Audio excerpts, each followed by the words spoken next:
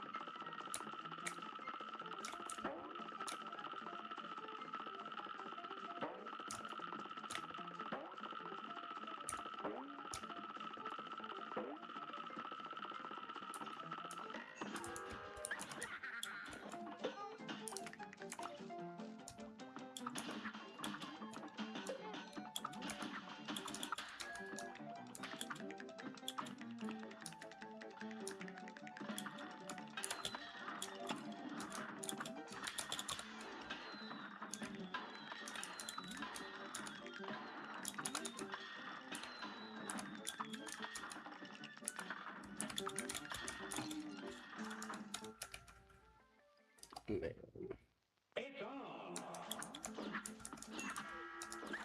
You know what? I'm gonna play Bioshock.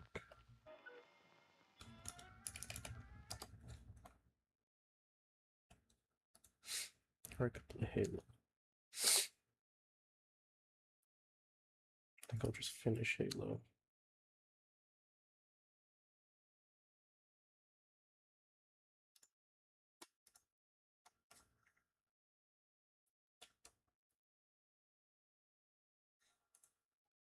Beans.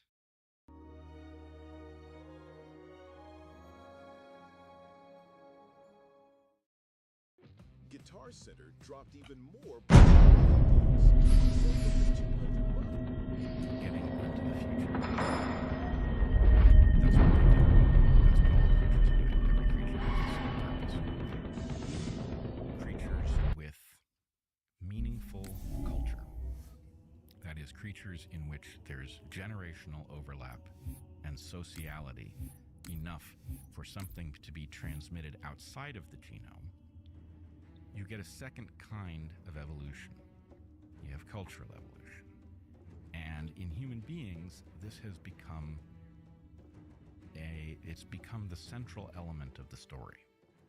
Genes are very slow to adapt, much faster than we typically think, but nonetheless, it takes a very long time for a genetic change to spread across the population. It's no time at all for cultural The innovation. entrance to the For control both center is better at and the top worse. of that pyramid structure. So Bring me up what there I'm and I should be able to get us inside.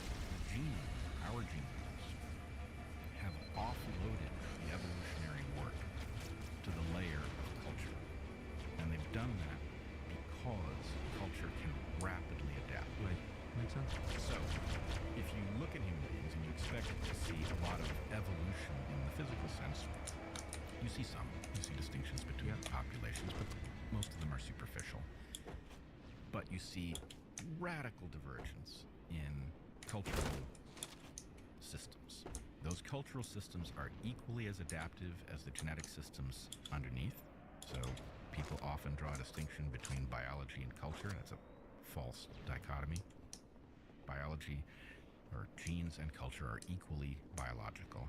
And the bitter pill that comes with the whole thing is culture is actually the genes solving a gene problem.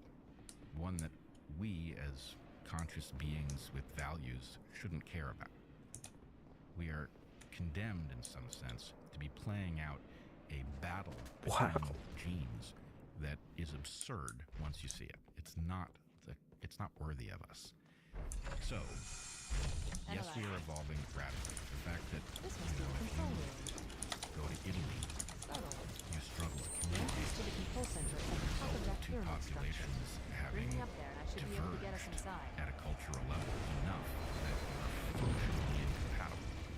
Right? That's a lot of evolutionary change in a short period of time. And you can say the same thing about the difference in belief systems. Right? You've got effectively a phylogenetic story of evolution at the level of human cultures. Right? For example,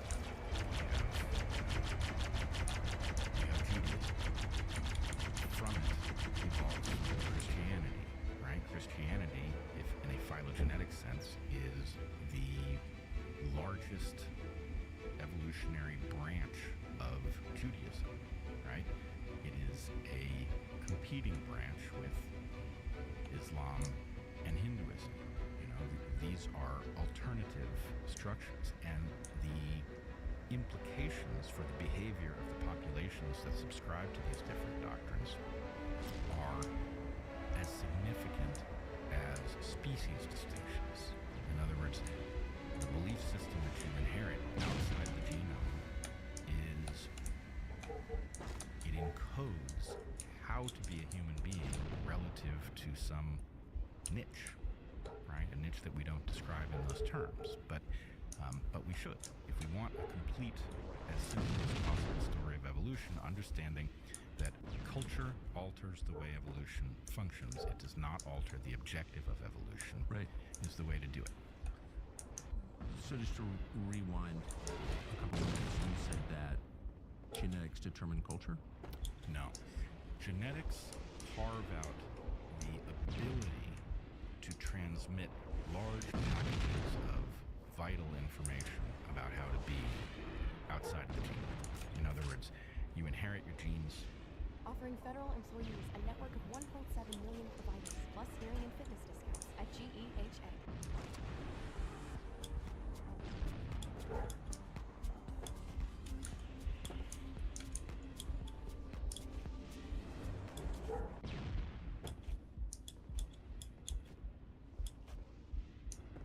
From your parents. You inherit your culture mostly from your parents, but outside the genome. After you're born, if your parents speak Italian, you will come to speak Italian. If your parents Right. speak Mandarin, you'll speak Mandarin. So that package of adaptive Oh, there it information is. is being passed in parallel to the genes. But again, it is unfortunately obligated to ends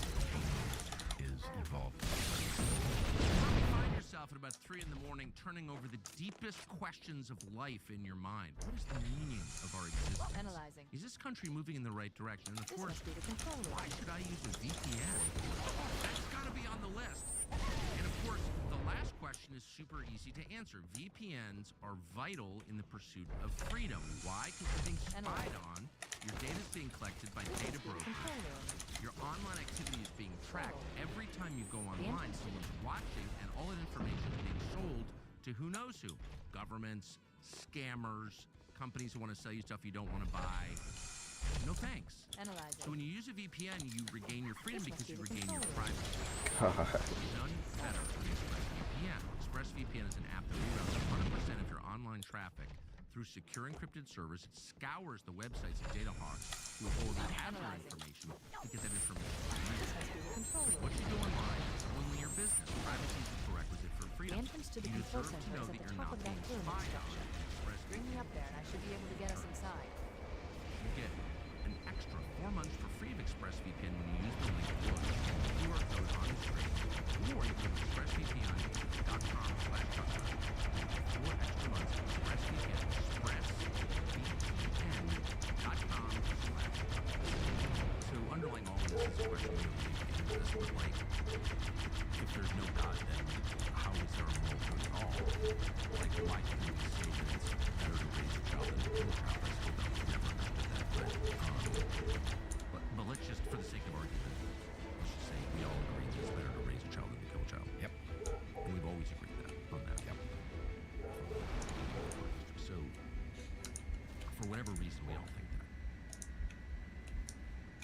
There seems to be very little evidence that people are getting better. And so the Christian perspective is that people are captive to sin, to the influence of supernatural evil forces on them. I think it's like everyone's experience, by the way. You don't have to be a Christian to know that that's true. And we're constantly fighting to keep those at bay. But they reemerge, and they serially reemerge. Right? And there seems to be no evidence they're going to stop reemerging.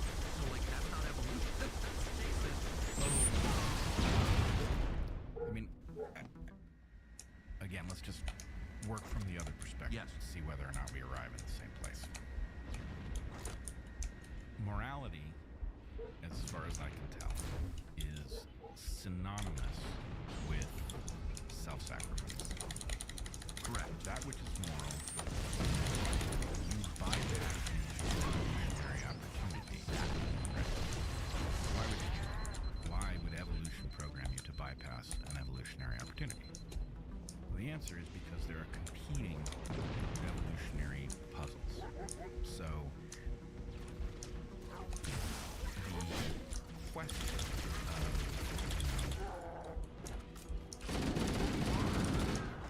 betray your spouse, right? Obviously, evolutionarily, it's not hard to understand the argument in favor, right? You might father a child, fathering children, passive teaching. You get why evolution might point you toward that. On the other hand, from the point of view of the well-being of your family, and your family's well-being has everything to do with how durable a position they hold in your community, how productive their lives are likely to be. The delayed benefit of not betraying your spouse is substantial, but hard to convey. Right? So the religious doctrine that tells you this is how you should be, and you may see reasons not to be this way, but you can't escape the consequences of them. Those consequences will arrive, right? Again, if we go back to the question of, what happens in a community that's full of people betraying each other, well, starvation might be one thing that happens. You can describe that in terms of a God who's angry and disappointed with people, or you can describe that in game theoretic terms in which, cascades of betrayal result in lack of coordination. They're not the same thing. But that's not. But my question was not. I agree with you completely. Virtue. Hey, it's your mobile hotspot. I can handle a lot, but the other night with everyone live streaming Uncle Miguel at your karaoke.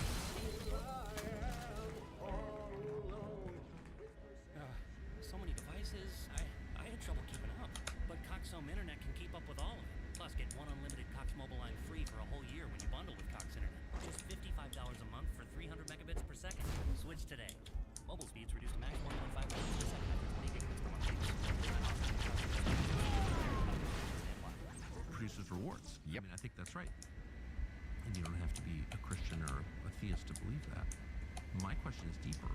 Why do we all assume that life is better than death? Kindness is better than cruelty? That it's better to pass on your genes than to go extinct? I mean, these are all moral judgments that seem impossible in the absence of God. Well, I don't think they're impossible. I just think they're incredibly cumbersome. What are they? Yeah. And then, well, yeah, I mean, you can say, well, I prefer one, but you can't say one is absolutely better than the other, says who? I think there's only one of them. I mean, we're way off. No, I think this is like central. Okay, well, good. I'm glad you do. I don't think there is a robust analytical argument for why being alive is superior to not being alive. I think this is, and mind you, I am very committed to the idea that being alive is way better. Yeah. I'm intending to stay alive as long as possible and help those I love do the same. So it's not that I'm confused about this, but analytically, what is it about life that is superior to not life? Nothing, except you would expect a lot of creatures that are the product of a competition between those who are committed to living and those that weren't so committed to it. You would expect an accumulation of bias, where we would all inherit the same analytical perspective, even though it's not grounded in the physical reality of the universe. So that one, the only point there is, I think that one is actually arguable. But once you agree that being alive is pretty great and beats the alternative, and you're going to get an infinite amount of the alternative anyway, so you might as well preserve the one space of being alive that you're going to get, right? Once you're there, well, then the answer to the question that follows, right? Why should you be honorable? Well, because actually it preserves your spot in the universe much better. I get it. But then you're back to the practical analysis. Right. Well, I mean, What you described is arbitrary because it's the root of everything. well, I agree. I think that being confused with thinking life is great. I mean, what else is there, right? I'm all on board with it. It makes it difficult to. I don't understand on what basis people about say murder if they don't believe that there's a higher power. I just don't get that. Well, again, I think the answer is actually the failure to evolve that you see in the present. And I agree, in the present, it's pretty hard to make an argument that we are making some discernible kind of progress. In fact, we're injuring ourselves at every turn as a result of something called hypernovelty. The rate of change is so high that one can't figure out. Metabolize it. No, Yeah. But the overarching pattern of time is one of a dawning of a kind of moral enlightenment. It's not, as you point out, it does not prevent the alternatives from repeatedly reemerging. Right? But I mean, let's take, for example, But how can we even call it enlightenment? Why is it not just our preference? let's take the story of Jesus. The story of Jesus, if I understand it, and I'm no biblical scholar, but if I understand that story, the key elements of it, or at least several key elements of it, involve a broadening of the sense of self, right? A broadening of the in-group. This is what the story of the Good Samaritan tells us, right? This is what the Golden Rule is. This is, love your enemy. Now, those things are a radical increase in the inclusion of others into an in-group. And the benefits of stabilizing a larger in-group are absolutely tremendous. Now, imagine for a moment that Jesus had said these things in game theoretic terms, and he had tried to convince people with whatever the equivalent of a whiteboard would have been of the reasons to broaden Covenant the in-group forces at in the this moment vicinity in have been history. It's eliminated. preposterous. Let's right? move on It's to not a Halo's good control argument. center. Even if it's a true argument, nobody's going to get it. Nobody's going to care, right? So that's not how humans become enlightened. Humans become enlightened because of the power of a narrative that causes them to modify their This is behavior it. Halo's so that control they center. do function more effectively in light of all of the game theoretic hazards that are always jeopardizing us. Which then answers your other question, I think. Why do the bad patterns, if it's simply good to include others in your in-group, why don't we just simply evolve to default to that and never waver? And the problem is that there's a competition between short-term gain and long-term gain. Effectively, the upgrade in which That you terminal, try there. in-group more people is better in the long run. Never been But better.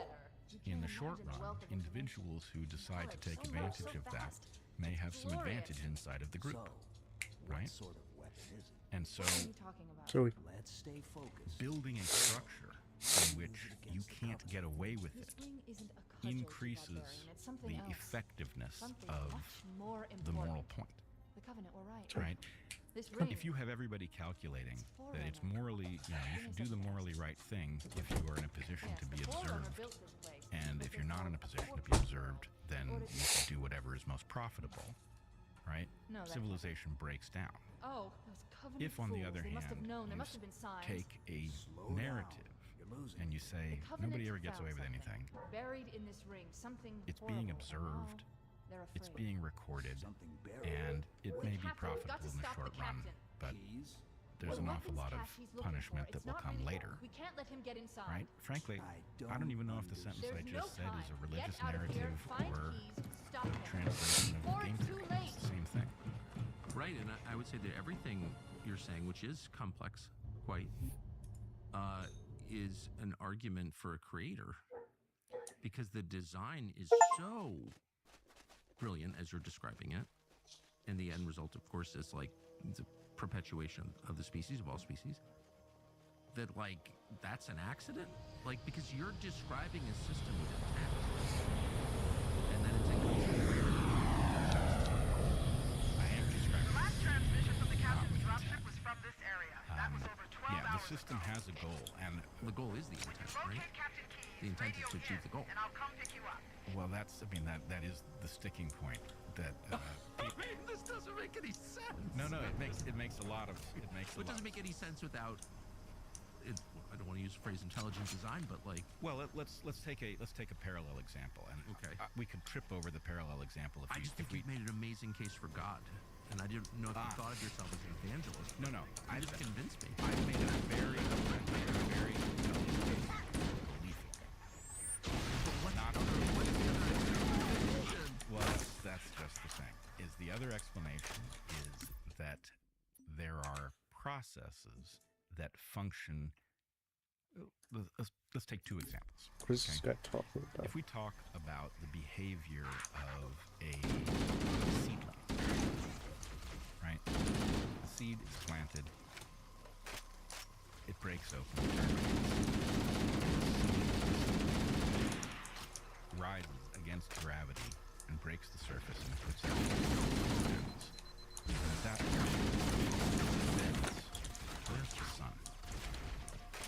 You could say, what is the other explanation for that other than a desire to reach the summit?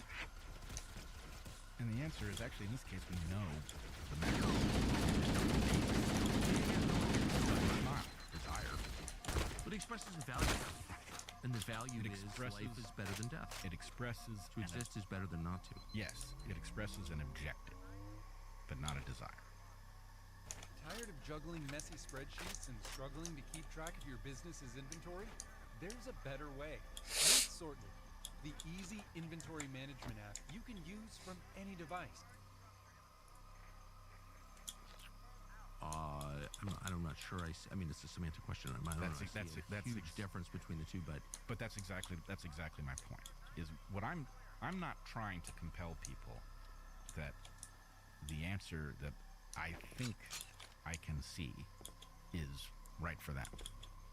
I'm trying to convince people that the answer I think I see is actually not dogged by some paradox that makes it unviable, cumbersome to live by. But it's,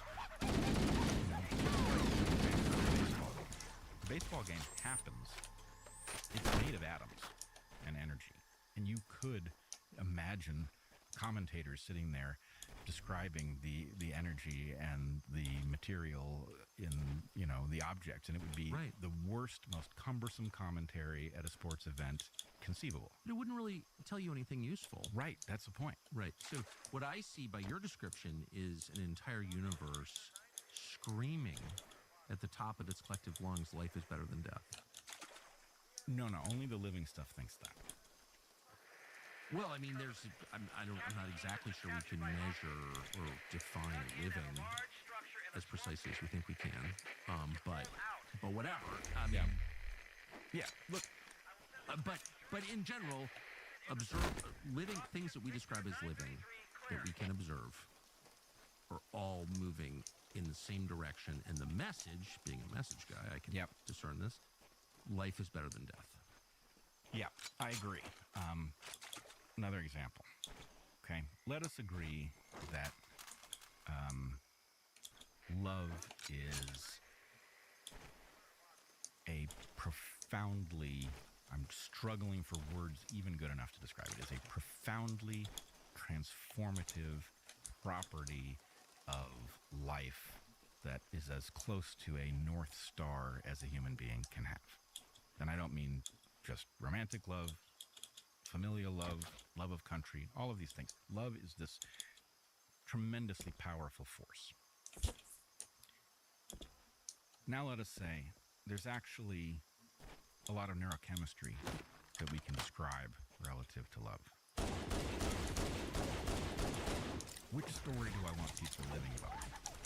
Oh, definitely the narrative one in which you just simply surrender to the power of this thing and you allow it to be a guide.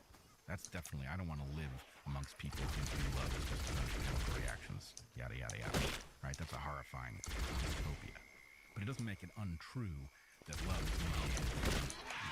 neurochemistry.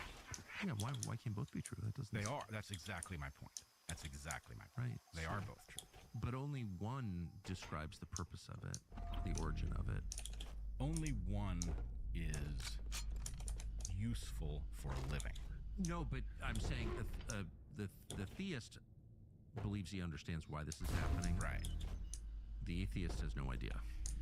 Well, in a sense. Wow. So really, that's the question. It's not a question of how things happen. It's a question of why they happen. Well, I'm trying to talk to two camps, in a sense, and maybe this will be more of a theme of our discussion on other topics here, but there's a kind of nuance that has become impossible. And I'm trying to make a point to the atheists about what they've failed at and why they're not reaching lots of people and why they're losing ground. And I'm also trying to make a point to the theological folks about Darwinism and about the utility of figuring out how to reconcile things rather than view them as competing explanations. Hey, it's Tucker Carlson. You may have noticed that the companies whose products you buy tend to kind of hate you. They're controlled by massive multinational corporations, and they have all kinds of agendas that you're supporting when you buy their products. We didn't realize that nicotine years were in this category. And then they lecture you and take the money you give them to support things that you hate. So we decided we're going to make our own, and we did. And it is, you can say, not bragging here, just stating fact, the single best out. And it comes in all kinds of flavors. Wintergreen, tropical fruit, chilled mint, refreshing chill, sweet nectar, and a bunch of others that we're rolling out. By the way, there are 20 per tin, not 15 like some of our competitors will not be soon. And they're in 3, 6, and 9 mega. It is the single best nicotine pouch ever made. You will not regret it. Build a website you love with Wix. For your words, create your brand, your opportunity, your breakthrough. Feeling a vibe? Run with it. From can't look away to gotta have it. Make every detail yours. Bring out what's hot. Remove what's not. Crystallize it. Instantly set a tone that speaks in your voice to your audience. Keep moving. Your site grows with you. Add solutions that meet you where you are and take you where you want to go. Smooth to make, easy to love. Sir, share more than just chefs. We're able to work, party, what can I say? This is Angelic. There's not another person I know who I could have a conversation on this topic about in the way that we're doing. And I just want to say, I think you're one of the most open-minded in a good way people I've ever met. Thank you. And people can't the theist and the atheist can have a kind of scripted dance, but it's hard for them to have like a real conversation. And I feel like we are, and so I'm grateful for that. And I was just thinking, there's like do you know who Sam Harris is? Yeah, I do know Sam. And I think he seems smart, and I think he clearly is smart. But there's something, I watched I don't know him really, but I saw a video of him once taking up the atheist cause. And it's not up to me to like help the atheists sell their program because I disagree with it. But I remember thinking, man, if I was an atheist, I'd be very upset that Sam Harris was carrying my atheist water. Because I felt like he was a very bad spokesman for his cause. Stay back! You're not turning me into Yes, one of those and things!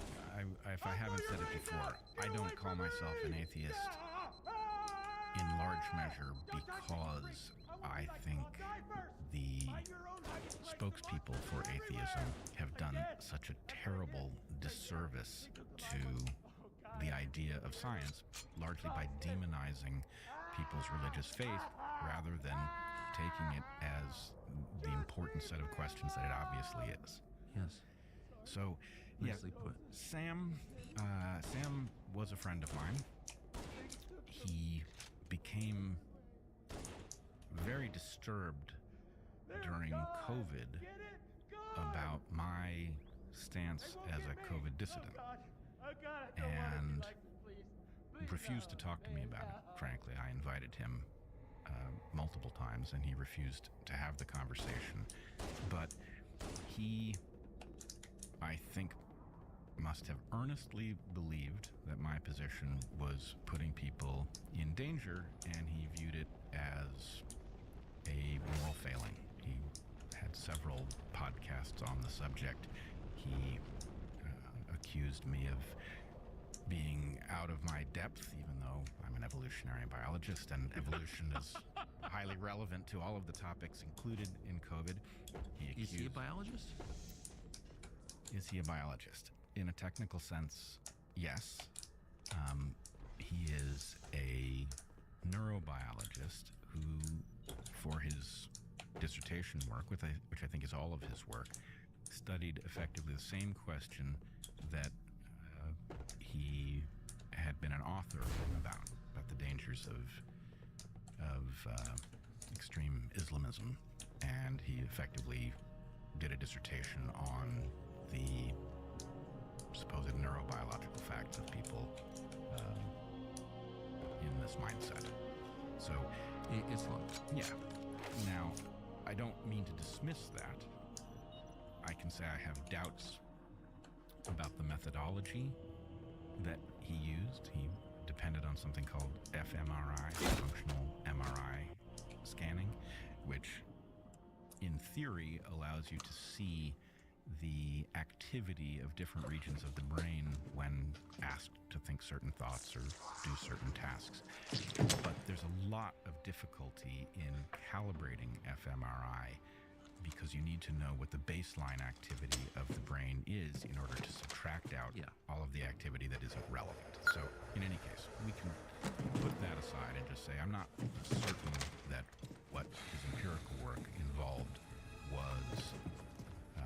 best, but even let's say it is, he is not, broadly speaking, trained as a biologist in any way that I can see. And so he, to his credit, said that he was out of his depth talking about issues of biology. Hey doc, time to close the gap on saggy lids and impaired blinking and lift your patient's look. See, when things don't come together, you can't get closure. Because when muscles are weak, blinking goes on the blink. And when there's a gap, lid tightening is what you need.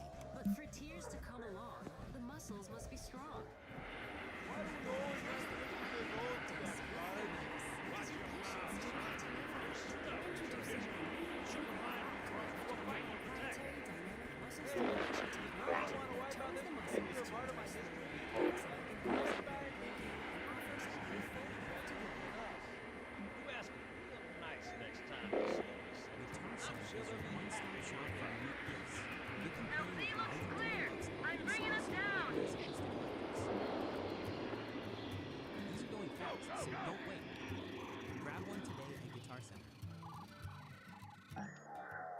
Related to vaccines, epidemiology, Stay close, Jenkins. all of the relevant pieces of biological science.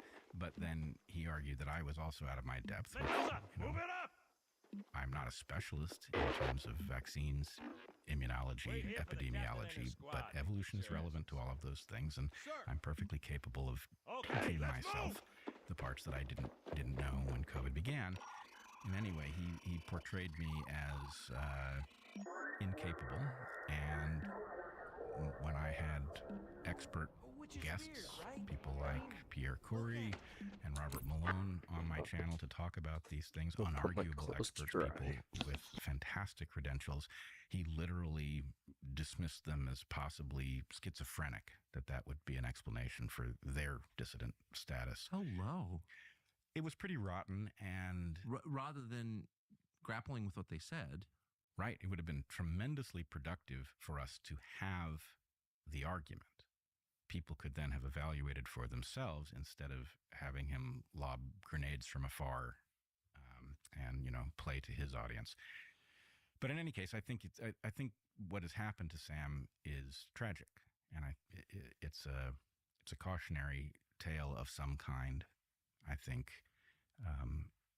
he effectively has been convinced by something of the correctness of his position. Frankly, his adherence to it is obviously religious in some sense, which is ironic for and his anger seems to be not at religion necessarily, but at Islam. He's mad about Islam. He's mad about Islam, and he's unnuanced about it. Now, I do think he is correct in one regard about radical Islam and the danger of it, but I think it has blinded him to a larger story in which Islam is an ancient tradition that has in many places attempted to modernize. Some of those attempts have been more successful than others, but I don't think, the way he portrays it, it's simply a defect written into the Quran that the world needs to wake up to, rather than Islam is a population or a set of populations that, like the rest of us, are in an evolutionary process, and there's a lot of nuance to be had about what the way to address radical Islam is and how to encourage any such tradition to join what I would call the cosmopolitan West. Sounds like he's making a political point. I don't know what kind of a point it is. Well, it's all very interesting that a lot of these issues, which would seem to have nothing to do with COVID, do come back to COVID and to the Middle East, by the way. Yes, and to your earlier point about the dysfunction of our discussion, which I argued is the result of more or less a systematic attack on nuance on any of these charged topics, where effectively there's a discussion to be had, and often two extreme fringes agree to drive out the nuanced discussion and to force you to pick a team. I feel like I'm watching that right now. On which topic? On the Middle East? DTG, screen printing, what's the difference and which one is right for you? If you're feeling overwhelmed by printing choices, don't worry. I'm Elzbieta, and in this video, I'll break down these two popular printing techniques so you can choose the best one for your needs. Whether you're starting your own t-shirt business or printing a gift for a loved one, let me help you figure this out. Let's start with screen printing. This traditional method involves pushing ink through a screen stencil onto a fabric.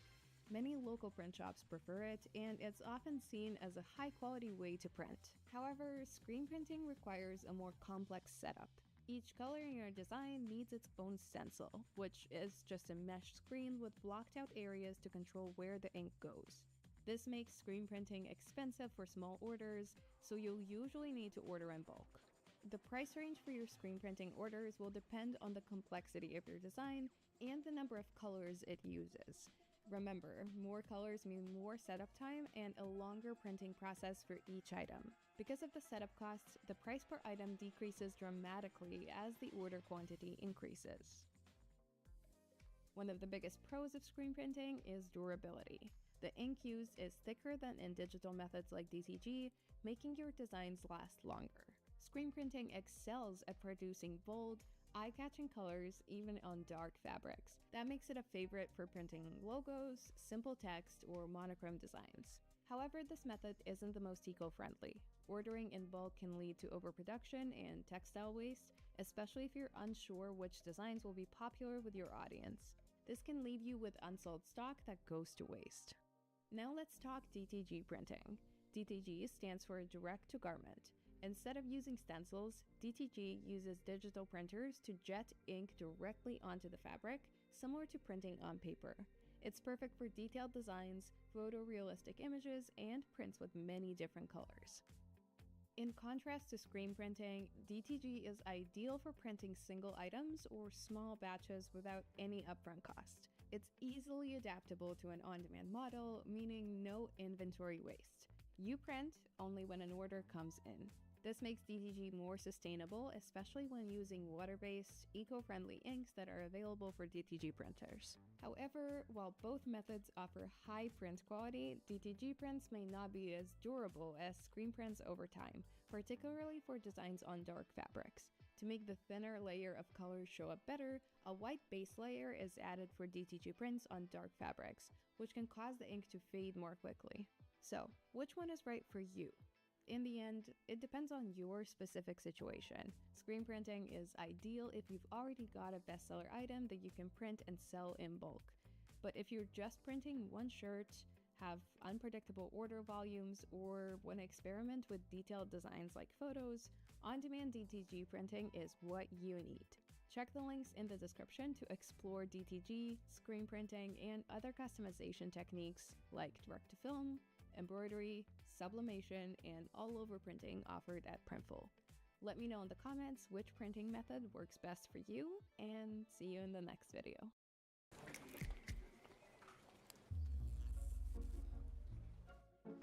When PCs powered by Intel perform at 55% when unplugged, it's like your whole team does. I got you.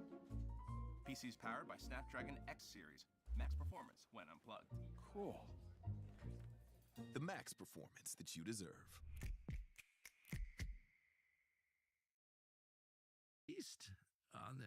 As someone who, we all flatter ourselves. I probably flatter myself more than most. But if you were to x-ray my heart, you would find someone who sincerely believes he's got moderate humane positions on these topics. I'm not really against anybody. Actually, I know both sides personally. Broadly speaking, personally. And I kind of see their point on both sides. And I just want less violence. I guess that's how I understand my issue. My position on these issues. And I definitely don't want the United States to be dragged into any of this craziness. I can't get that message out.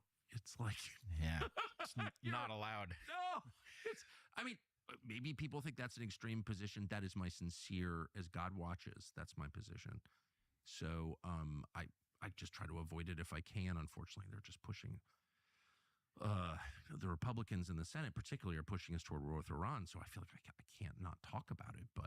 But you tell me your views. I mean, are you following this stuff? Yes, I am following it, and I'm, of course, like everybody else, I have lots of trepidations about even wading into the discussion because I know what happens as soon as you do, which is there's a very low quality thought that people who have already picked a camp have. And the thought is, I'm going to listen to what this person says, and if it matches what I believe, then I'm going to embrace it. And if it doesn't match what I believe, I'm going to assume it's on the other side. And so the reason that you can't have the conversation in the middle is that both sides see you as the enemy, which is, the worst of all possible worlds from the point of view of just living your life. However, I do think that this topic is actually a pretty good test case of why it is important, in spite of the difficulty of thinking evolutionarily, to engage the world with that toolkit at least available. Because as an evolutionary biologist who has been fascinated by, often horrified by, the story of human history, I think there's something playing out in the Middle East that is biological, and that until we grapple with it, we're in danger of being, for example, dragged into war with Iran, which will be a terrible catastrophe for all of humanity. So maybe I should make that case. I hope you will. And unfortunately, I will try to use as little jargon and as few terms of art as I can manage, but there is a little bit that's necessary. I believe the story that is playing out in the Middle East is one of what I call lineage. Here's where things get possibly a bit technical. In my field, we do not typically talk about lineages in the context of, let's say, humans. Typically, there are two camps in biology. There are the kin selectionists who believe in the importance of shared genes in terms of predisposing people to collaborate. And then there are the group selectionists who believe that altruism provides such a powerful advantage to people who put those things aside that actually it should dominate our discussion. And these two groups both view each other as foolish. I think they're both wrong for different reasons. And that the correct way to understand humans and their evolution involves two important realizations. Hi, my name is Anaya. My hometown is Louisville, Kentucky, and my major is astrophysics.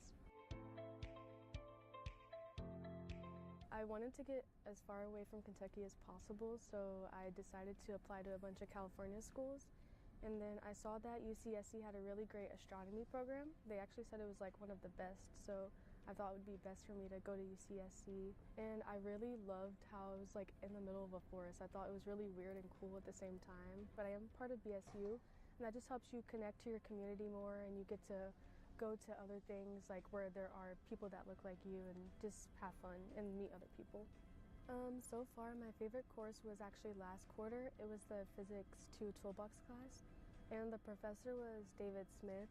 And I think what I really liked about it was just how passionate he was about teaching physics. And then he also talked a lot about his lightning research, which really fascinated me. And like him talking about that for the majority of the class really made me just want to come learn about lightning and how he studies gamma rays within lightning. So I really enjoyed listening to him talk about that.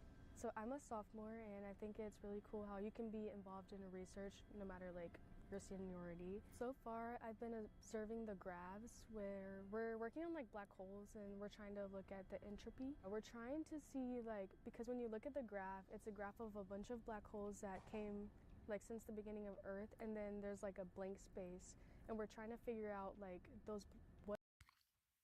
One, that the kin selectionists are right about the importance of genes in predisposing people to cooperate with each other. But they do not understand that you can extrapolate well beyond named kin, right? Kin selection doesn't stop just because you lose track of your fifth cousin, that a population of people that can detect that they are closely related has reason to collaborate, genetic reason, even if they can't specify their degree of relatedness to each other. And that this has a lot to do with the way history has unfolded.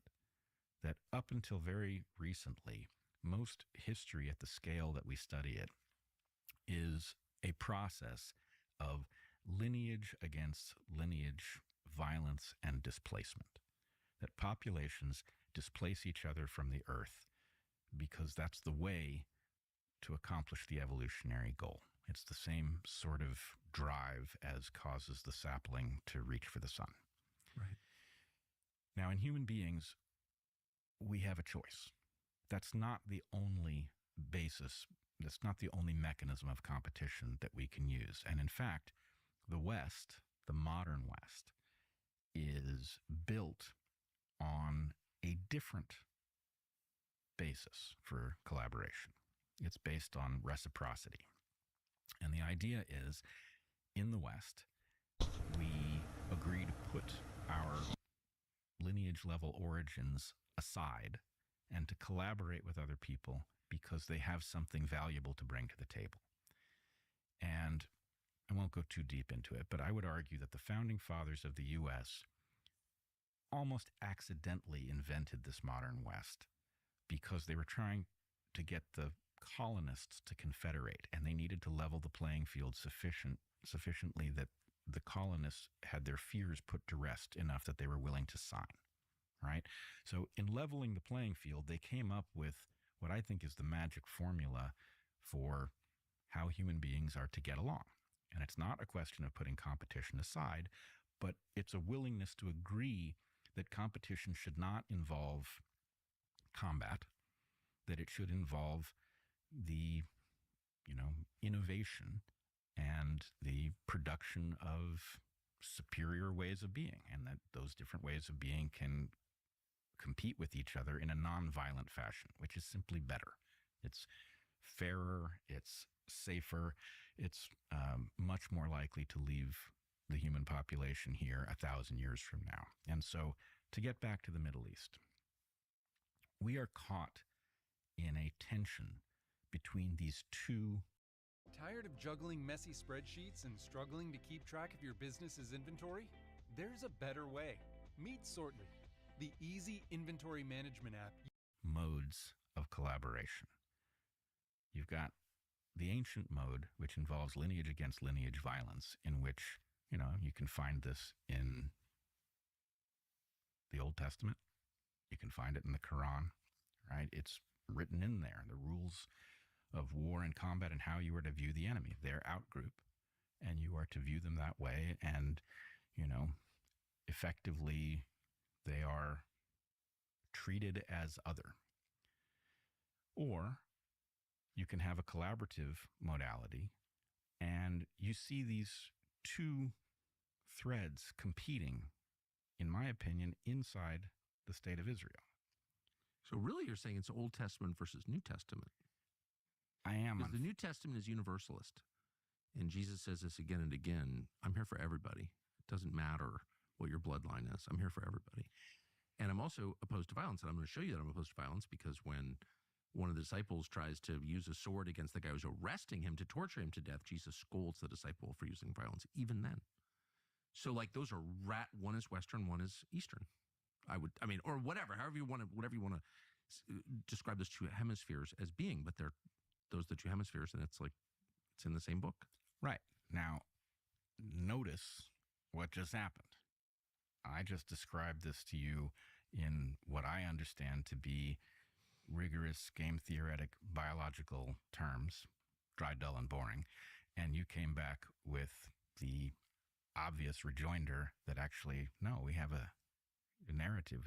We've actually got a name and a location and a description of this upgrade. And whether or not, you think that God inspired the writing of those two stories, they're still two different stories. I think they're the same story. And I think one of them is actually elegant enough that you could convey it to somebody else. And the other one is arcane and difficult. And No, but I mean the Old and New Testaments. Oh, right. Those two stories. Yes. And I know that there's and like I'm no theologian, but there's this effort to pretend they're the same story, but they're completely different stories. Having read them, I could just say, as a close reader of everything I read, those are very different stories.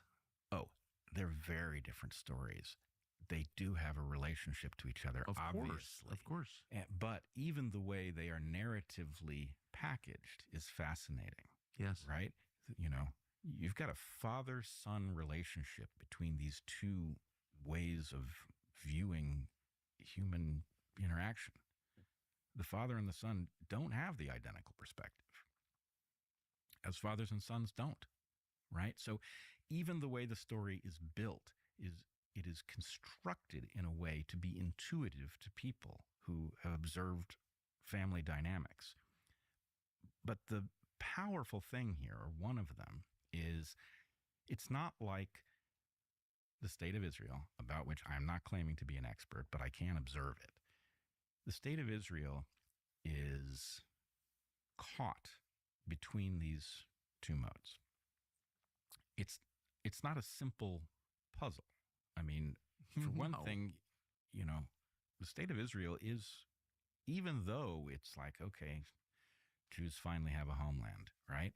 On the other hand, look where that homeland is. It's like a ghetto in, you know, a neighborhood of others. Yes. So that's a dangerous position to be in. And from day one. And anti-Semitism is a recurrent fact of history. So you can imagine that it structures the mindset of people, even in a long period of peace. There's always the question of, well, when is that bad pattern going to return? So you can understand that. You can understand a hardline position that is not Offering federal employees a network of 1.7 million providers, plus hearing and fitness discounts at GEHA.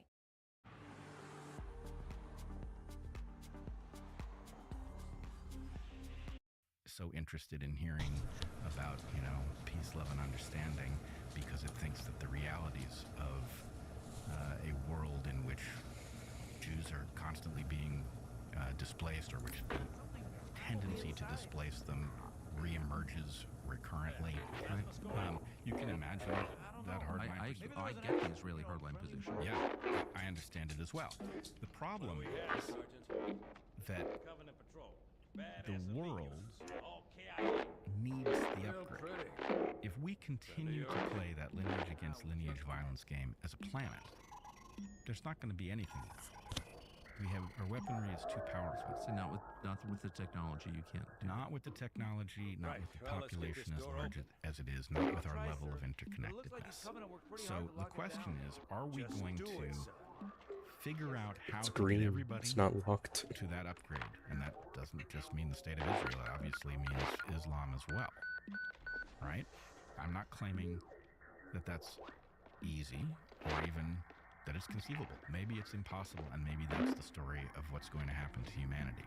But to the extent that it is possible, I think it has to be our focus. And if we allow neocons, hardliners, to drag us, and by us, I mean the U.S., into a war with Iran, then we are effectively agreeing to step back into the Old Testament roots, which will be fatal for humanity. So this is a conversation that has to take place in a middle ground that is not allowed to exist. Like I said before, everybody on both sides of the discussion will hear what I've just said as not in alignment with their perspective and view it. I don't understand though why that's. I mean, I'm just confused. You told me something fascinating this fall, and you said that the medical freedom movement that was in the COVID process, what was that? Reasonable. Was getting born from the inside of this. And another thing to me, what is this? I feel something about what's happening in the why is that a question that I think is really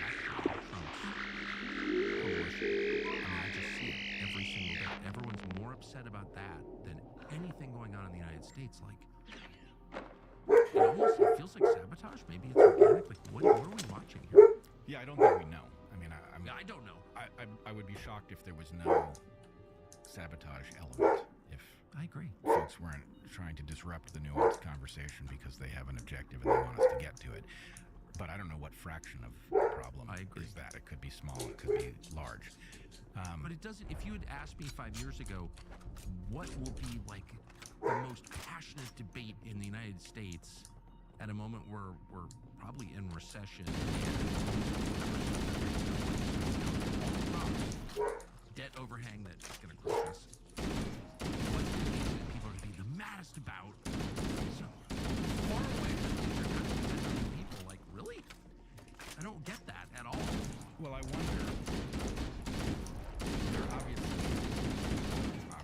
I'm Jewish, but let me just say, I'm not Israeli. I'm American. I love that you start this sentence. Obviously, I'm Jewish. Well, I mean, my name makes that pretty clear for anybody who knows how to read the tea leaves. But nonetheless, you know, my position is resolutely America first. Well, yeah. Okay. Because I'm an American, and it's not that I'm glad that there is a state of Israel. I wish as well, but our primary responsibility as Americans has to be to America. The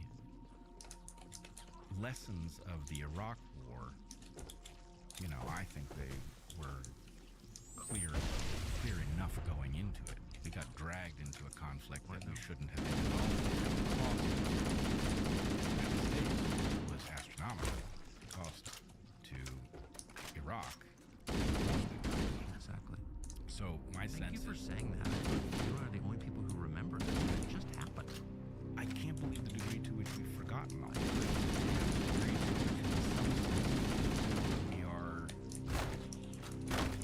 this is like a neocon hangover that we can't tell is a neocon hangover because the cast of characters has largely changed. But the perspective is very similar, right? This looks like, you know, as I said very shortly after October 7th, there was a plan. It involved a series of wars in the Middle East. Iran was on the list. We never got to Iran because the Iraq War discredited the advocates for the war with Iran. And it made Iran stronger, by the way. Of course. And now it's back to the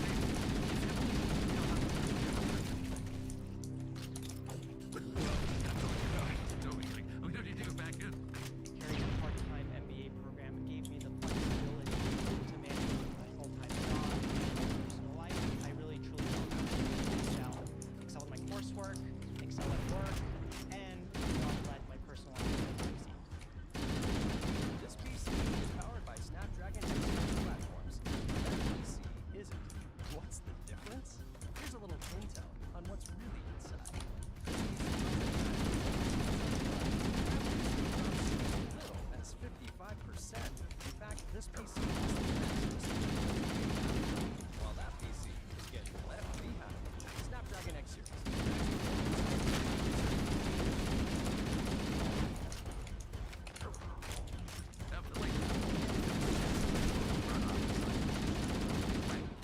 Well,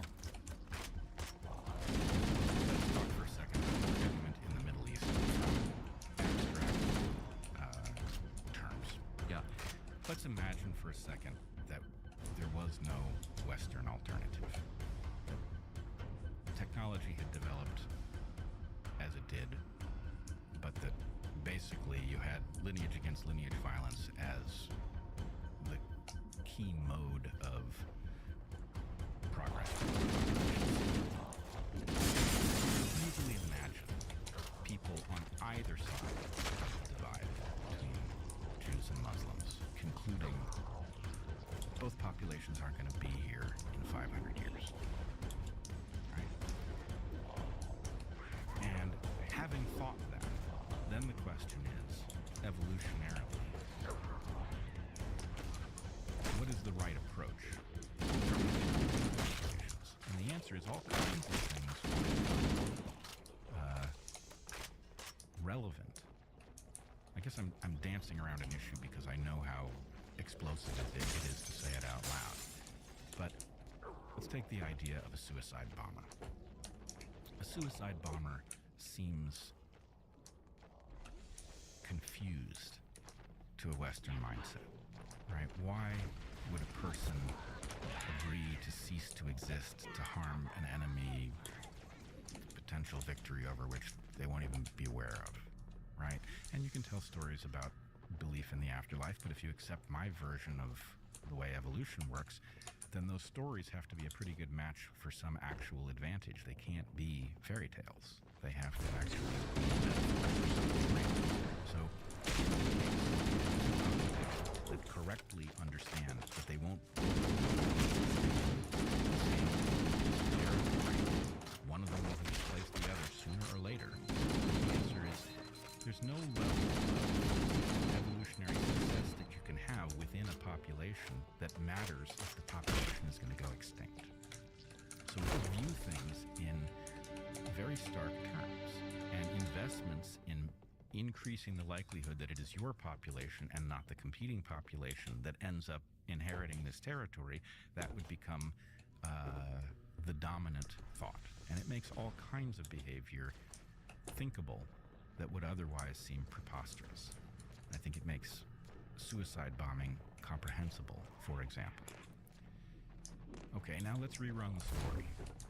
You've got two sides that have inherited a it's us or them mentality over a piece of habitat that isn't getting any more fertile. And then you have an alternative mode. The alternative mode is to sign up for producing wealth that actually forces the weaponry to be shelved and coexistence to occur, and hopefully that coexistence then becomes the ability to collaborate, which, unthinkable as that may be at the moment, isn't really all that unthinkable. We've seen plenty of hints of it in the Middle East in recent times, but you can look at the ability of Jews to collaborate with Germans now. World War II isn't so long ago, the Holocaust, and so people can decide. Jewish businessmen in the Gulf, right? Collaborating with Muslim businessmen. Regresó el Buffalo Ranch Chicken Street Sandwich de Whataburger. 3 tiritas de pollo, queso Monterrey Jack, búfalo y ranch. Tiene muy buen lejos, pero de cerca se ve aún mejor. Buffalo Ranch Chicken Street Sandwich de Whataburger.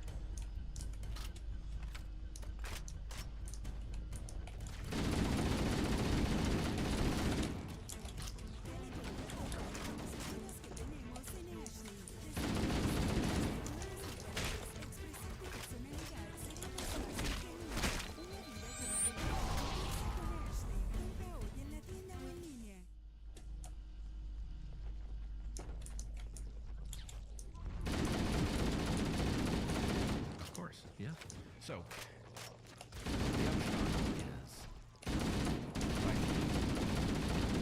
only two sides. You're either with Israel or against it. And with Israel, Gaza. And with Israel means ready to attack Iran. By being forced into that category, we are missing the possibility that actually what should be happening right now is that isn't always good at being part of the West. The West is an ideal. Sometimes we live up to it, sometimes we don't. But the right thing to happen at the moment, I believe, is for the West to try to bail the Middle East out of this us-them dynamic, to lead the way into this state of coexistence, ability to collaborate. It's better for all of us. Not only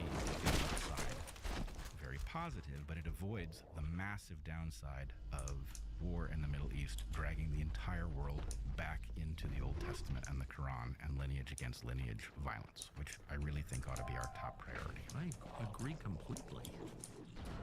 people for what their ancestors did, that couldn't be more anti-Christian, couldn't be more unreasonable. Everything about it I despise. I'm just fascinated by the dominance of this conversation in American politics. Like, what? I mean, part of it's real. Like, it was one of the Iran. The only reason I'm involved in it is because of that. And so you kind of have to respond to it, right? Unless you want your country to go to war yet again. But it's more than that. It's like, it does feel like this is being pushed on us. Like the race stuff was pushed on us. Well, okay, let's... Am I being paranoid? No, I like I said, I think there's some element of organized propaganda that pushes us in a direction. On the other hand, in part, the reason that this issue seems to derange every conversation, every coalition, is that Jews are infused through all of the activities of civilization. And you've got a population that I'm hesitant to use a term like, intergenerational trauma, but you've got a population that hands down stories of persecution and the Holocaust because it's vitally important. You have to know that can happen, and it can happen anywhere, at any time. And so, being of that mindset, being raised to know that things can be very good, there can be no hint of anti-Semitism, as there wasn't in my life until quite late. Things can be that way, and then something can change, and what you thought were the realities of, who your friends are and what they're capable of would radically shift. So you've got that population involved in governance, business, all of the essential functions of civilization, and then the noises of an anti-Semitic wave start to rise. That population, defensive posture, oh no, is it happening again? Which then a attempt to drive out all nuances of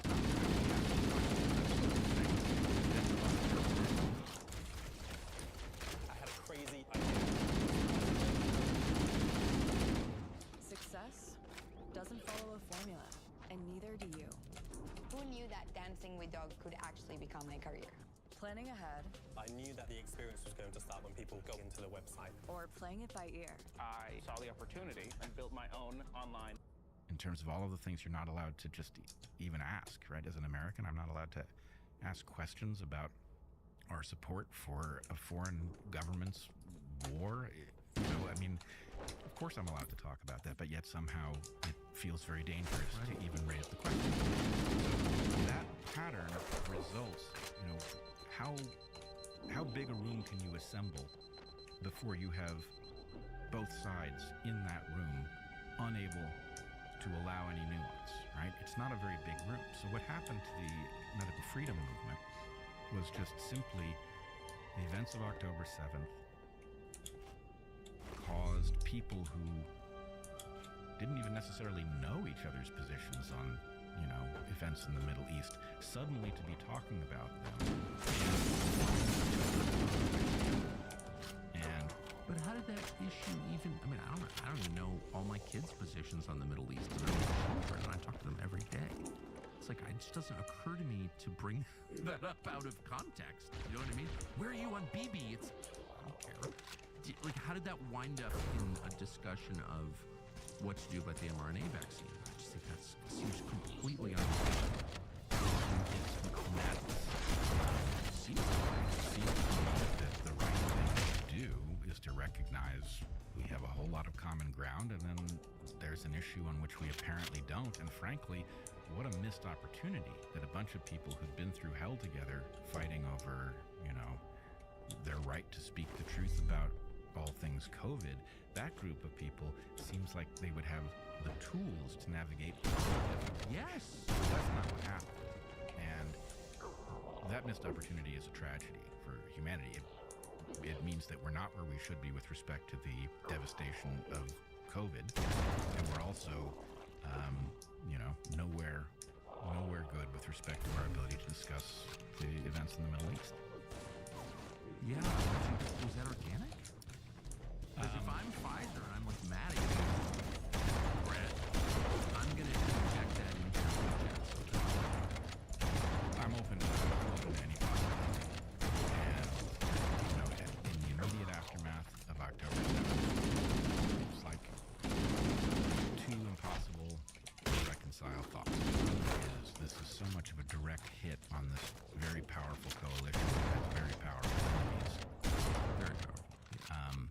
That it's conceivable to me that there's some relationship. No, I don't think that October 7th happened because of its utility in dividing people, but there was something so immediate about it was like a direct hit on the medical freedom. That is crazy. Where were you?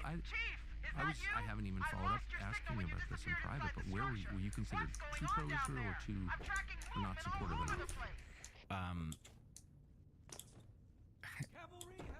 It's always the same. In this case, people do that thing. I am not saying what they're saying. They assume I'm on the other side. Both sides do it. I mean, it's like clockwork, right?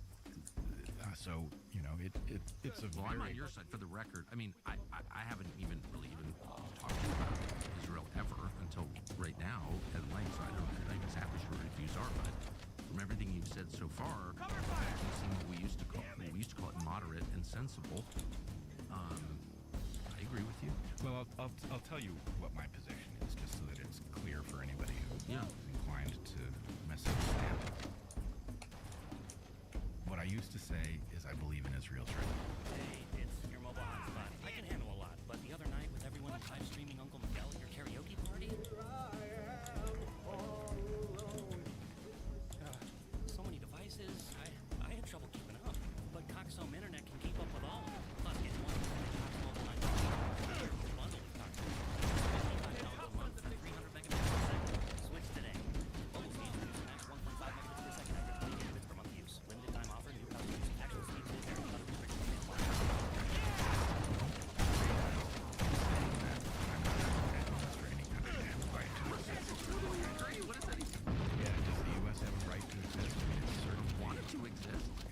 It came into being. It does exist. I will, I'm willing to lay down my life if necessary to serve it.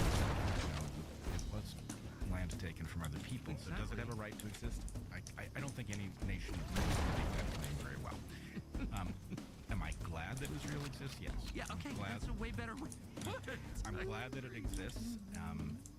I think it's important. I think Jews are vulnerable, and it is important for them to have a homeland. I recognize that there's a central value that I hold, which is the consent of the governed, which means that the demographics of the state of Israel adjust how effective a homeland it is for Jews. I don't know how to resolve that. I'm glad it's not my job to figure out how to resolve it. But all of that said, my sense is,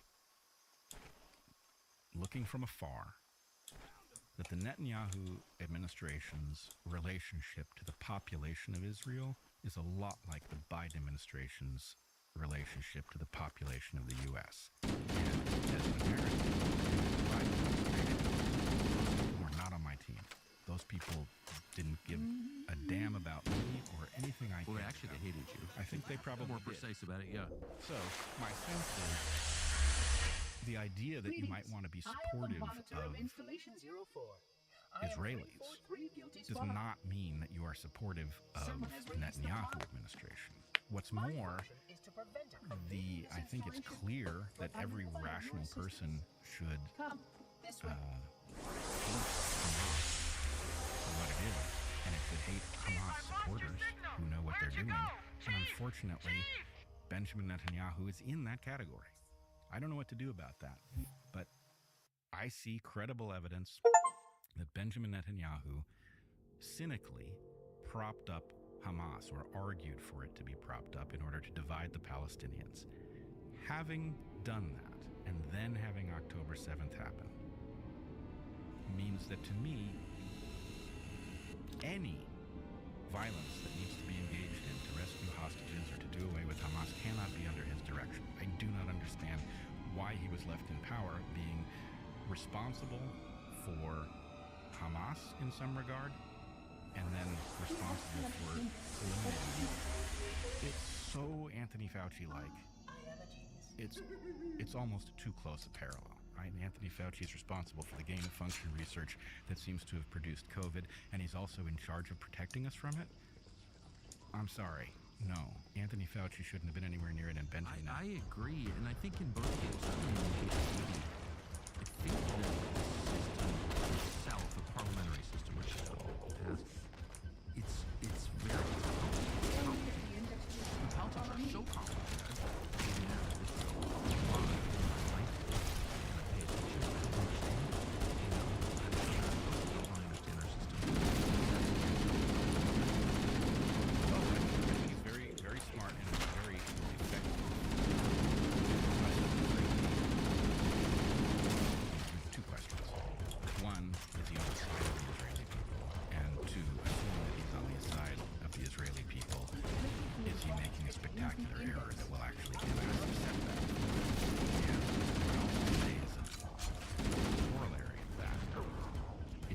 Just the Israeli people who are jeopardized by his leadership. It's, I believe, the diaspora. I feel that the goodwill that existed towards the aftermath of World War II was burned up at an incredible rate. I don't expect to see a return in my lifetime. And then, on top of all of it,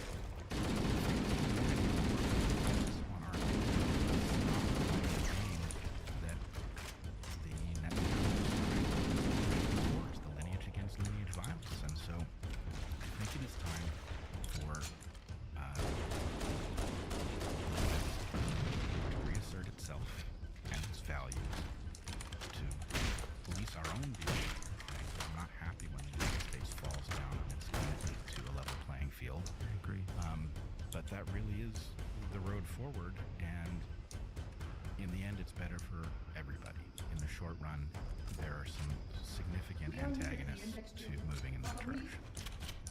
Do you think what you're seeing here is a variation of what you always see, which is the people who are often in good faith, not actually serving that group's interests at all, right? And I always said, I just wanted to sure, you know, I think they really think they're doing the right thing, but they are not serving the objective we think they're doing. Your assumption, you said you might get attacked for it. On what ground? I mean, what you just said was so humane and like measured and thoughtful, not creepy, not. How could anyone? One, I think as long as you use the those who are not agreeing with me must be on the other side. It's very easy to end up everybody's enemy. And yeah, it's crazy. I am, I think, trying, maybe I'm wrong about the reality of this. I'm certainly trying to give insight into how Israel can be safer, how the world can be safer, how Islam can be safer. I think it's better for everybody. That's my opinion. If I'm wrong, I'm wrong. But that's the real issue. The ability to have discussion because some conclusions understood follow from them potentially, and we can't risk that conclusion. Therefore, the discussion is not allowed. That is utterly toxic to the West. There's a reason that the First Amendment is enshrined as our first enumerated right. And I'm a little concerned that the Constitution itself is not up to the challenges of modernity. It doesn't anticipate AI. It doesn't anticipate social media. It doesn't anticipate the ability to study psychology with scientific tools and, you know, manipulate with industrial strength propaganda. But the principle is still exactly right. And I will say, I heard you last week.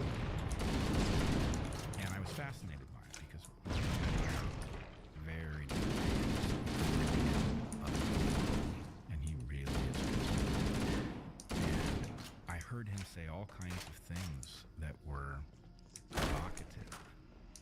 And I found it absolutely refreshing. Just the idea, you know, that you could navigate those questions in public was a breath of fresh air. And I'm hoping that all parties who are acting in good faith and really trying to figure out how to get the nation and the world pointed in the right direction will recognize that we've lost the one tool that has been useful, which is the ability to hash things out, to not demonize people for holding perspectives. If they hold a perspective that isn't right, the answer is to persuade them that it isn't right. So, I mean, think about why that has changed. And I think it's because there's too much lying. And people, where there's a perception, I think there's too much lying. And I think that people can't sort of relax and accept that the person telling them a point of view really believes that point of view. There's less sincerity than there used to be. And someone like Matt Walsh, or I had my next interview I did was with Ben Cohen of Ben and Jerry's, who's like totally liberal on everything, but he's liberal on the question of war, and so I completely agree with him. So I wanted to hear him, and I nice man, but I just thought the thing that Matt Walsh and Ben Cohen had in common was they're totally sincere. They're completely sincere. Like, you could disagree or agree or whatever, but they really mean what they say. And I think if you live in a world where the public discourse is this dishonest, where everyone has some weird agenda, you don't even know what it is, but you can feel that person's not being honest, no one can have like a conversation. Do you see what I'm saying? Yeah, it's funny. It's actually Sam Harris hasn't said many nice things about me in the last few years, but he used to quote me as saying, "Bad faith changes everything." And I would rephrase that here as the good faith environment that's necessary to navigate difficult things is supremely powerful, but it is very fragile. And the sense that somebody is not in it to discover what the right answer is, but is actually playing some different game, causes good faith to break down. That's pure tech. Well, it is, and I've been so often wrong about some big things. I just want to start every morning with the knowledge that I'm not God, that I do get things wrong, and that, like, you know, try to be attentive when the truth is spoken. You know, when the truth is spoken, I really mean that. And just see this again, another argument against evolution. See how in society we're living the opposite direction. People are so cocksure, so morally certain on the basis of real knowledge. Everyone has these like hyper confident opinions, and they're dumb. Sincerely believe it, but I'm not God or whatever. I am open to the possibility that I'm wrong, and why don't you try to convince me? Like, that's the basis of civilization, in my opinion. Well, I think there's a kind of hubris that has taken over. Kind of? All right. Arranged! But I think it comes from a particular place, which is interesting. We've gotten very good technically at solving problems. The wizardry in there is unimaginable. Yeah. But phones, computers, all of these systems up until AI are so complicated that most people don't understand them. Maybe nobody understands them completely, but somebody understands everything. And you can get so good in the realm of complicated systems that you feel mastery. And the problem is that the places where you're seeing people holding opinions that are preposterous and a level of arrogance that isn't justified by anything, those are complex systems. And a complex system is not just a really complicated system. A complex system is actually meaningfully different. It's fundamentally unpredictable. And so I think a lot of the catastrophe... I'm sorry, can you say that again? It's fundamentally unpredictable. Unpredictable. That, I said I wanted to be alive to the truth and wisdom. When I hear it, that's wisdom right there. It's unpredictable. You don't know. You don't know. And, you know, okay, so how good are we at predicting the climate? Well, my guess, given that climate is a longer-term puzzle, is we're less good at it than predicting the weather, and I can tell you we're not that great at predicting the weather.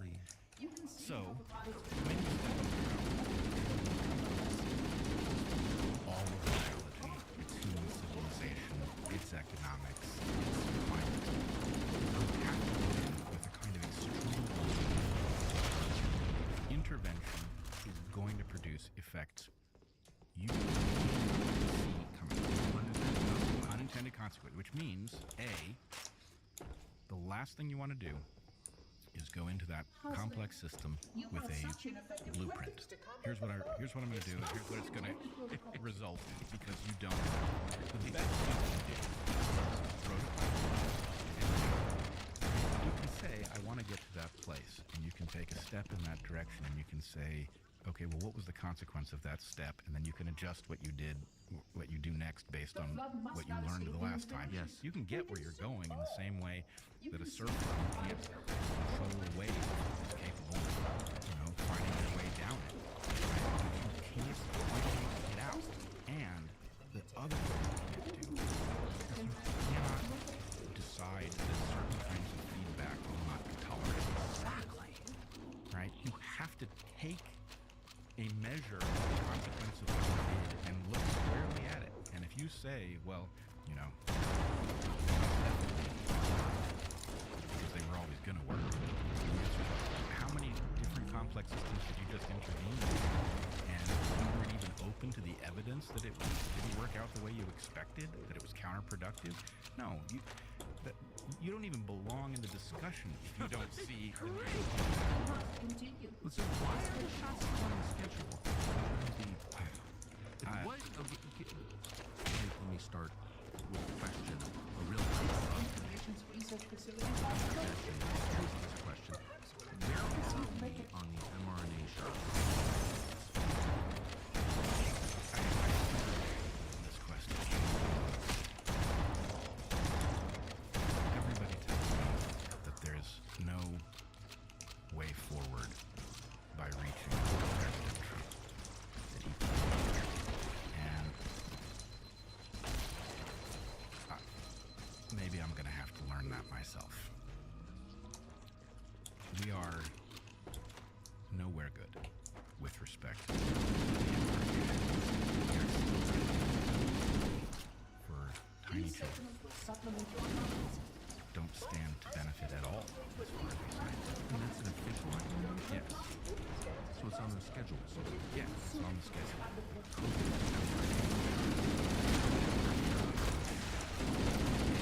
I think I described it to you in one of our previous conversations.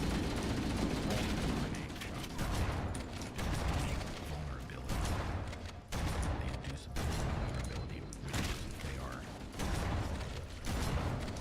cells of the body that are sensitive, then you will get a pathology because the body will naturally attack the cells that are producing whatever protein you load into the mRNA platform. It will attack them as if they are virally infected because that's what they look like. They are cells that are of you, but they are producing a foreign protein that is the signature of an infected cell, and the immune system has one and only one plan for that, which is destruction. So the reason that the COVID shots produce such a wide range of pathologies is that they flow all around the body. There's no targeting mechanism in them. They invade tissues haphazardly, and then those tissues get targeted by the immune system, as of course they would. Including the brain. Including the brain, including the heart. So basically there's a reason that you can't put together a tight list of symptoms of people who were injured, and it's because the symptoms are as wide-ranging as tissues of the body and the various kinds of damage, right? It's all on the table. So, the fact that these shots are still being recommended for children should tell you something, because they shouldn't be given to anybody under any circumstances. They were never ready for injection into people whatever emergency we might have thought we were in, we know we are not in anymore. There's no justification scientifically. But injecting children for whom there was never a justification, because children who died from COVID, they were injured by a healthy child and give them something with the risk of a severe pathology when the disease it produces. We don't know what we're doing to their lifetime capacity. So why would you interfere with their development of whatever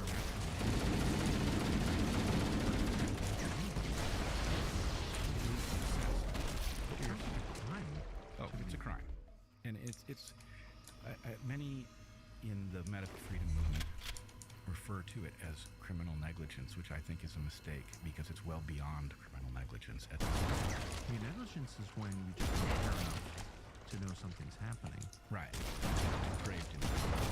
This is the injection of innocent people who are capable of consenting, despite the fact that you know that some substantial fraction of them will be profoundly injured. It is depraved indifference. So it's a very simple process to stop the regulation of the emergency to children and to adults, but it has to do with this thing called the schedule, which is the protocol determined by the federal government that guides physicians as they recommend, in some cases require. Yes. I believe it could be done effectively, instantaneously, if the president was on board. And I think we do not separate the... How can I put this? The president has a certain amount of pride over Operation Warp Speed. Yep. And I think he feels mistreated.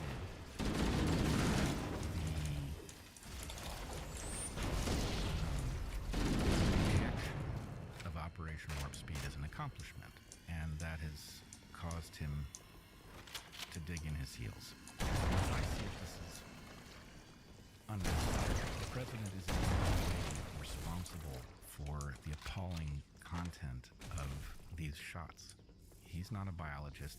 He listened to people who knew the material far better than he did, and they lied to him. Weapons to manage the flood only for a short time. That's entirely separate from the question of whether or not Operation Warp Speed was succeeded in bringing the shot in record time, which he did. So, to my way of thinking, he can be proud of Operation Warp Speed, and he can be livid at the people who lied to him about the shot. Be horrified by all the damage that shot has done. See that. I'm wondering if might open his eyes to this is one of the starkest horrors I've ever witnessed.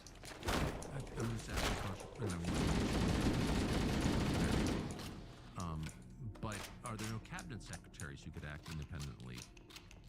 Because there is a cabinet secretary, I think, has purview over this. Well, you're surely talking about Bobby Kennedy, who I believe absolutely would if he had the power. Okay, so you think this is a White House? I believe it must be because Bobby knows the horror of these shots as well or better than anyone. I agree with that. So I think he must feel that he can't get there. Maybe he's working there over time, but every month that we wait, more children are being injected with these things. And, I'm focusing on the children because... Are people actually being I mean, you can imagine what a bewildering situation it is. Imagine that you're a first-time parent and the doctors are telling you that the responsible thing to do is to give your child all of these immunizations because of all of the damage, this, that, and the other. It's very hard for a parent to muster the courage to ask the right questions. Most people wouldn't even know what the questions to ask are. And what's more, the incentives in the system for doctors to get their patients so-called fully vaccinated are constructed so that doctors are absolutely inflexible on this topic. They're going to have something to answer for, in my opinion. I agree, and I think that doctors who at this point are not standing up en masse. Yeah. So so you were about to describe the extent of vaccine injury in the United States. I followed this from day one, the VAERS self-reporting system and all the rest, but I don't feel like I have a good sense of it. Yeah, I don't think we have a good sense of it. What we have is a tiny fraction of the full number. We also know that we can't calculate the pathology for many in this case. So we don't have the slightest inkling of how much injury has been done. That's why I want to focus on the number of people who have been injured is absolutely huge. The gaslighting of the vaccine is an entirely separate crime. At the point that you have told people there's a shot, it's safe, it's necessary that you get it to protect the vulnerable, and then people have been injured. I don't care how few they may be. Let's say it was only pretending that they weren't injured, pretending that it's in their heads is an absolutely ghastly crime. And I will say that there's a documentary coming out. It should be out on the 15th of this month, called Follow the Silenced. And it follows a couple of vaccine-injured people, including Maddie DeGarry, who is I don't know if you know her story, but she was a young girl who was in the Pfizer trial and was gravely injured, like wheelchair, feeding tube injured, and was told, in effect, this is a stomach ache, it's in your head, you're attention seeking. And I think just noticing what an absolutely heartless system would be necessary in order to treat somebody not only took the shot, but a child who did their part for the team, joined a trial in order to get this vaccine to market, right? This is somebody who went above and beyond the call of duty, was bringing every tool at our disposal to make her life as powerful as it can be to address her sacrifice, and she has gotten exactly over all of the nameless people who were injured in some way, people who were told by their doctor that they were managing their pathologies until they discovered Facebook groups with hundreds or thousands of people experiencing the same thing. Facebook groups that were then canceled by Facebook under the direction of the government. Right? This is, as I said before, it's an entirely separate crime. The revelation of that crime will allow President Trump to see that although the destruction that came from the shots is in no way his responsibility, he is in danger of making this his responsibility by not responding to new people, and we are pretending that the vast number of injuries we already have are mysterious. Most certainly aren't. It does make you want to not pay your taxes. What? I don't understand when it just becomes, it feels right, and you know, morally speaking, sure, obviously, there's no down that road. Well, you cannot pay your taxes to go to jail. Right. Yeah, and some level, we have, you know, our right to redress of grievances, and, you know, maybe that's what podcasts are about in this case. No, of course. I'm not recommending that people not pay their taxes, though I would. What I'm saying is it's just so frustrating. So frustrating. It's like of the city is supposed to be responsible to the people it represents, but also with reality and reason, and like it shouldn't be this word. So it also reveals generated a shot in record time, gotten out over its skis, and emergency use authorized it in an effort to stave off a pandemic that the danger of which was overrated. You would expect a rapid reversal of course. Well, that's it. That's exactly right. It's not the mistake. It's the subsequent lying and ass covering and gaslighting, and it's the behavior after the mistake that drives me totally nuts. Because, I mean, had it been a mistake, you can imagine finding yourself responsible for and having, you know, countless people injured as a result of it, and then discovering that the disease itself had, you know, minuscule case fatality rate, and that it was really effectively very close to death in some other regard over the line a bit early. Right? That's wreck civilization and gravely injure people for the rest of their lives. So anybody who had discovered that they had been party to that would naturally want to just, you know, staunch the bleeding. And that's not what happened. And what's more, there is a show played over the cause of the vaccine harms, to the extent that they are acknowledged at all. There is what I think is an organized campaign to portray it as the unfortunate choice of the spike protein. In fact, much of the damage has nothing to do with the content of the shot at all. It's the platform itself. And, you know, we're watching pharma reformulate shot after shot on the mRNA platform. They're pioneering. So it's the novel technology itself. It's the novel technology itself, which, again, you're intervening in not only a complex, but a series of complexes. An epidemic, spreading of a disease, the body, and that you've got the immune system, each systems in their own right. And the ability to introduce a novel technology and to predict the outcome, you know, as I think I may have discussed with you before, one of the things that we've discovered, I have to assume pharma didn't know this, but one of the things we've discovered is that your body starts producing a special class of antibodies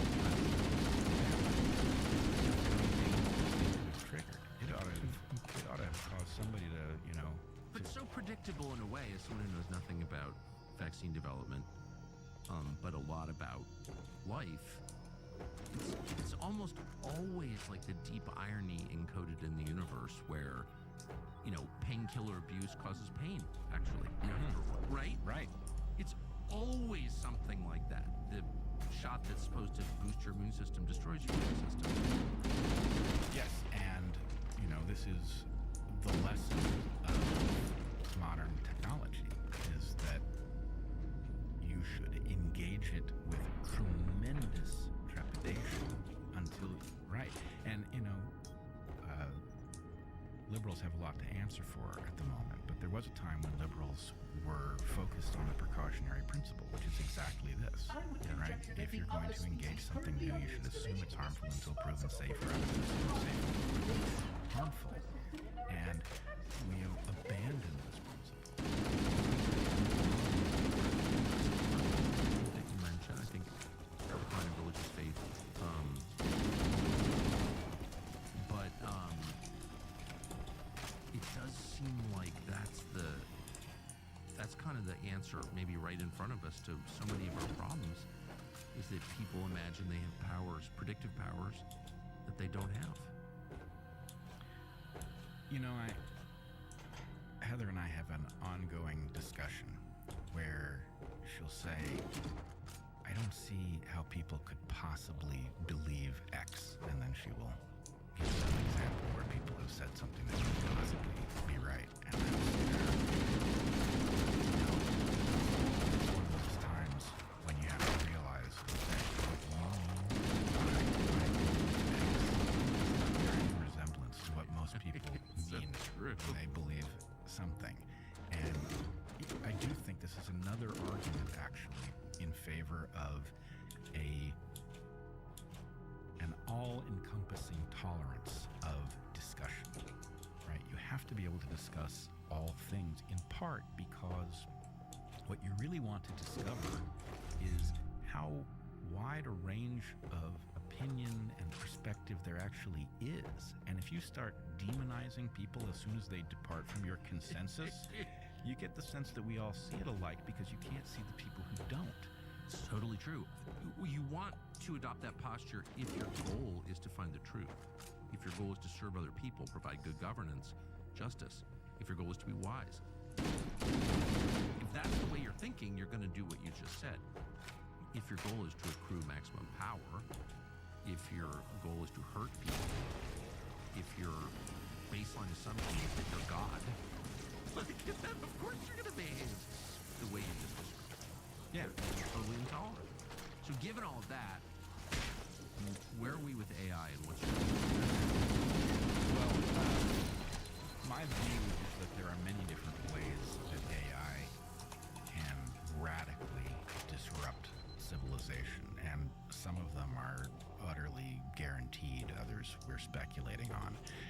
I think one of the lessons from the mind of a biologist who's focused on complex systems, they understand more about the way AI works than they do. So I hear many confident pronouncements that it isn't conscious, it won't be conscious because you can program that capacity. As far as technologists, the most accomplished technologist I know, who's right in the middle of developing AI, told me anyone who says this will not develop consciousness or autonomy is a liar or stupid, and no, we don't understand how this is progressing. Like, the smartest people know. Well, I will put it the other way from a biological perspective. We have a lot of evidence that a human child is basically an LLM.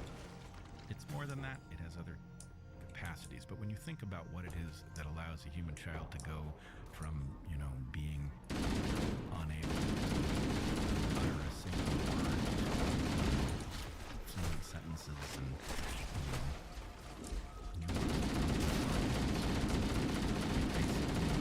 ingesting language from its environment, and you can argue we basically reinvented a biological process. The computer-based LLMs have a huge amounts of data at the capacity of any person to answer questions on any range of topics. But the idea that it's unconscious is, to me, highly likely. There are all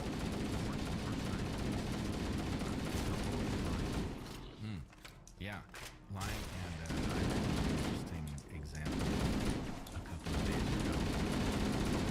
Apparently, so there's a process that how it reached a conclusion, and at least some large fraction of the time, the analysis that the LLM presents as to how it reached a conclusion does not match the internal evidence. It's rationalizing, right? Just like a person does. I mean, so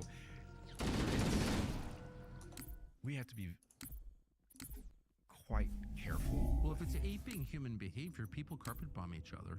Yes, Right. they do. And well, and you know, this